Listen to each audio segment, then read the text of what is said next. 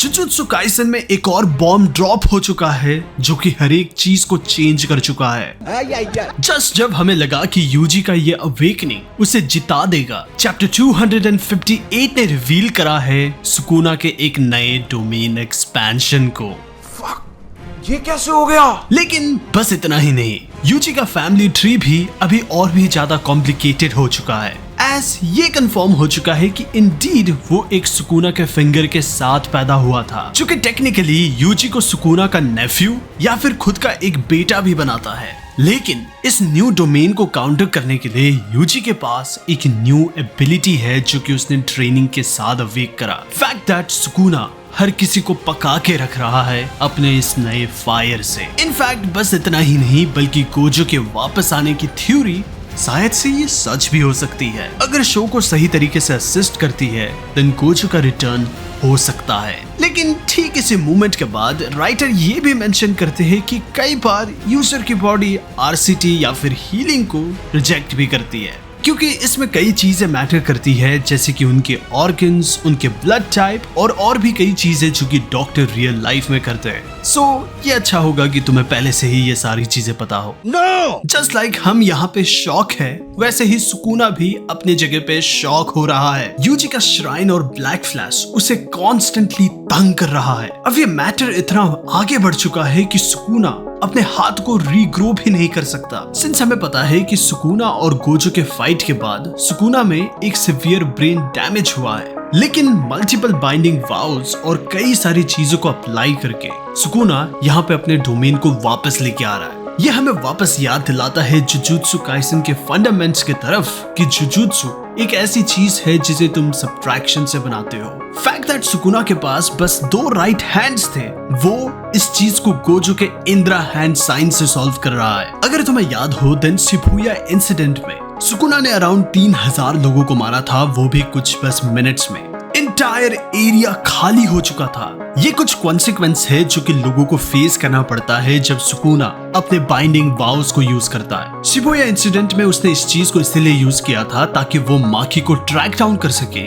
जिसके पास 0 कर्स एनर्जी था। सिंस वो माकी को ट्रैक नहीं कर पाया, therefore उसने हर एक चीज को ही मार दिया। सुकुना एट दिस पॉइंट कई बाइंडिंग वाउस को यूज कर चुका है, जैसे इसका प्राइम एग्जांपल अभी रिसेंटली रहा है उसका रियलिटी कटिंग टेक्निक। लेकिन इन सारी चीजों को असाइड रखते हुए हमें पास्ट के कुछ सीन को दिखाया जाता है। हकाइरी ने ये पहले ही ये मेंशन कर रखा है कि आरसीटी और एंटी डोमेन टेक्निक्स ही ऐसे कुछ टेक्निक्स है जिसके चलते कोई भी इस फाइट में रह सकता है। और फैक्ट दैट यूजी ने जब अपने भाइयों को एब्सॉर्ब करा, अब वो कहीं ना कहीं स्पेशल हो चुका है। लेकिन हमें ये पता चलता है कि चैप्टर 222 में जो सोल स्वैप यूजी ने करा था वो यूजी ने नहीं करा था।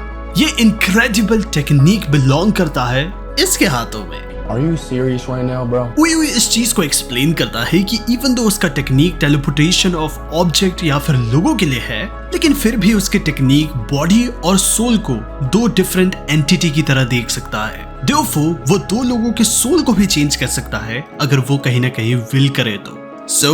इसका मतलब ये हुआ कि बिना उई के उनकी स्ट्रैटेजी कभी काम ही नहीं करती और फिर सुकुना कब का जीत जाता। Well done. लिटरली पूरी फैंडम उसे हेट करती है, लेकिन फिर भी वो आखिर में MVP हो चुका है, क्योंकि नॉट ओनली वो सारे लोगों के बॉडीज को वापस लेके आ रहा है, बल्कि अब तो ये भी रिवील हो चुका है कि उसने यूजी के सोल को सॉल्व करा था ताकि वो ट्रेनिंग कर सके। यूजी इसी चीज से रिलेटेड एक क्वेश्चन को भी पूछता है। माहितो का मानना था कि बॉडी और सोल इंटरलिंक्ड थी और जब एक चेंज होता है तो दूसरा भी अपने आप ही चेंज हो जाता है। ये कहीं ना कहीं पॉसिबल ही नहीं होना चाहिए था कि ये चीज एग्जिस्ट भी करे।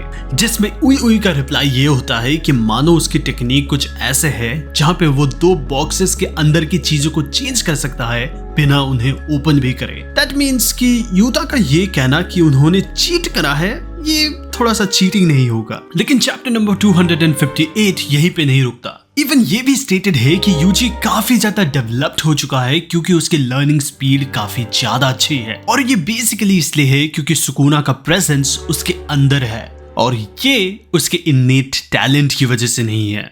जो भी रेस्पेक्ट जो कि हम दे रहे थे वो काइंड ऑफ वो डिजर्व नहीं करता। फैक्ट दैट ये रिवील हुआ है कि यूजी ऑलरेडी ही एक फिंगर था। टेक्निकली जब उसने पहले फिंगर को खाया वो उसका दूसरा फिंगर था। सो टेक्निकली ये हमें ये क्वेश्चन पे लेके आती है कि आखिर सुकुना इतना लेट रीइंकार्नेट क्यों हुआ जब पहले से ही यूजी के अंदर एक फिंगर था। वेल फिंगर जस्ट लाइक बाकी कर्स ऑब्जेक्ट की तरह ये भी सील था जो कि केंजाकू का प्लान था। गिवन द फैक्ट कि केंजाकू ही वो कैरेक्टर है जिसने सुकुना को ये फिंगर बनाने में हेल्प किया, ये चीज ज्यादा शॉकिंग भी नहीं। जिस फिंगर के साथ यूजी पैदा हुआ था उस फिंगर ने उसे कोई इफेक्ट नहीं करा जब तक आइडर ट्रांसमिग्रेशन को यूज किया गया था इन चैप्टर 136। ये सेम टाइम था जब इनकार्नेटेड सोर्सरर और नॉन सोर्सरर जैसे कि काशिमो, योरुसु, हिकुरुमा को एक्टिवेट किया गया था फॉर कलिंग गेम। उसने इवन वेसल्स जो कि कर्स ऑब्जेक्ट के साथ थे ऐसा कहा कि ये ऑलमोस्ट 1000 इटादोरी के बराबर है। यही वो रीजन था कि यूजी ने कॉग्ने को रिसीव किया था इन द फर्स्ट प्लेस उसे प्लेयर बनाते हुए। इन अदर वर्ड वो पहले से ही सुकुना का वेसल था इससे पहले कि उसने उसके सेकंड फिंगर को कंज्यूम भी करा। लेकिन सिंस उसने अपने दूसरे फिंगर को कंज्यूम करा सुकुना पहले ही रिलीज हो गया। However, लेकिन ये भी फैक्ट है कि नो मैटर व्हाट जब कलिंग गेम स्टार्ट होती सुकुना नो मैटर व्हाट उसके बॉडी में रीइंकार्नेट करता। सो टेक्निकली केंजाकू का ये sinister plan no matter what काम करने ही वाला था। I don't want peace. I want problems. So even though भले ही यूजी को ये चीज पता नहीं है लेकिन उसकी बॉडी कहीं ना कहीं ट्रेंड है और बनी ही इसलिए है कि वो स्पेशल ग्रेड टेक्निक्स को यूज कर सके। दैट्स हाउ वो कॉन्सेप्ट को बहुत ही जल्दी लाइटनिंग स्पीड की मदद से ग्रैब कर पाता है जो कि स्टार्ट होता है सिंपल टू मेन से जो कि उसने एक झटके में ही सीख लिया था कुसेकाबे से, जो कि वो यूज करने वाला है कि वो बैसल करे सुकुना के डोमेन को। Let us know in comment कि आखिर तुम्हें क्या लगता है ये फाइट कैसे जाने वाली है और नेक्स्ट वीडियो तक के लिए गुड